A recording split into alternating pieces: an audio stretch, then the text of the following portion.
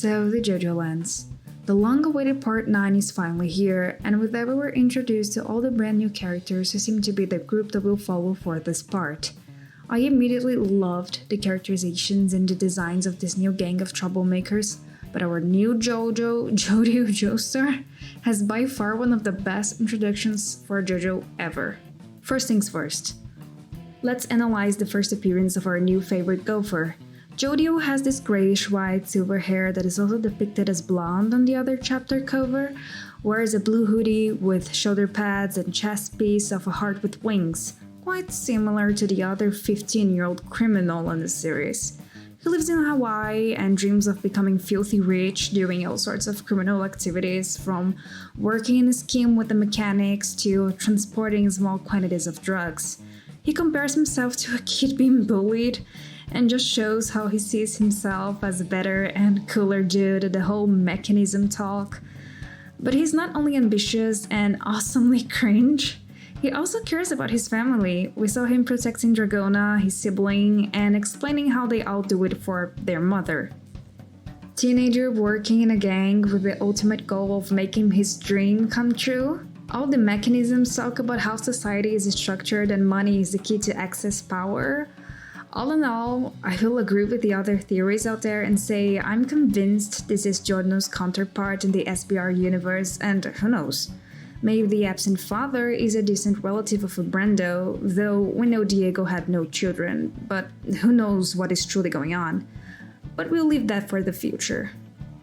Reading the beginning of the chapter, I remembered a dramaturgy class we had at film school and how everyone wanted to make the absolute most complex things for this post-modernist piece we were writing. Well, Araki did a really simple thing that I really liked.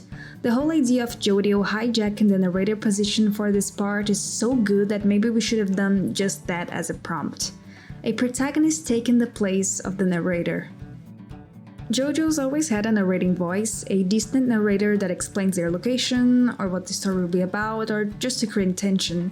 See, the narrator is different from the characters speaking to themselves or voicing their thoughts as a means to show the audience something important. The main difference here is how the omniscient narrator is outside the story and the character is inside. The protagonist is unaware that this is a story. But this is the second time, and more intently executed I would say, that a JoJo breaks the fourth wall to insert themselves in the position of the narrator. The first time it happened was with Johnny Joestar in Stillwell Run. Johnny was introduced in the second chapter, and his line was that this story is about starting how to walk, in a sense from adolescence to adulthood. Here Johnny as a narrator follows an expose of the character-driven part of Stillwell Run. We now, as the audience, know that this character will go through a story of maturing and understanding one's place in life and regaining hope. But we do not know the events for this to happen. We know the misbehavior of this character and that it will be corrected some way, somehow. Oh, by the way, misbehavior is a word we use for a character trait that he needs to overcome or that drives him somehow to act the way he does. Now back to the absolute gremlin that is Jodio, this 15-year-old kid who thinks he's the hottest thing in the world, selling drugs and whatnot, acting as a narrator, doing the exact opposite of Johnny. He shows the plot-driven part of Jojolands, not character but plot. This is the story of a boy in the subtropical islands who goes on to become extremely rich. We as an audience know what the story will be about. In both cases, the details are a secret, obviously. But with the Jojolands, we can only wonder, what is this kid's problem? What transformations will this character go through? Who will be our protagonist in the end of this? We knew from beginning what Johnny would become, we don't know with Jodio, and that is what makes him terrific. Oh, you wanna know what? Last time we had a JoJo part begin with a plot-driven exposition was in part 1, Phantom Blood. So it's nice to see things coming full circle. And you may say, of course we don't know who Jodio is going to be or what his mentality will go through, otherwise there will be no story, and true. But writers need to build foundation at the very beginning of a story. We know this kid is arrogant and will do what it takes to get money, but he also cares about his sibling and his mother. The foundation that Araki is building here is how far can this character go for money now that we know he will get that money? Of course, knowing how JoJo's Bizarre Adventure operates, Araki will do what he wants, and we'll simply eat it up.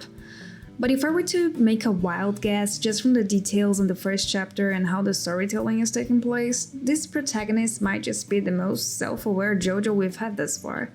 And that makes 100% sense, since this is Giorno Giovanna's counterpart. Jodio's personality differs from Giorno, but their determination and fixation with their goals is basically the same. Morals too, I may say. Everyone thinks Giorno hates drugs in all contexts, but that was not the case at all. This is an example of how a meme managed to change some people's views on the canon material, but well, Giorno is a character that honestly needs an entire video just from himself, that he has way too many layers and things to be explored that unfortunately we will never see. Or perhaps we will, with Jodio. The setup here is: will this JoJo fight those he loves to get money? Will Josuke appear and be able to correct any of this kid's wrongdoings?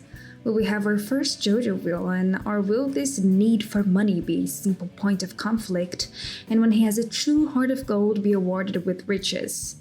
Well, despite all the theories out there, from the foundation setup thus far, the biggest challenges for this JoJo will be to weigh his goal and other things he deems important.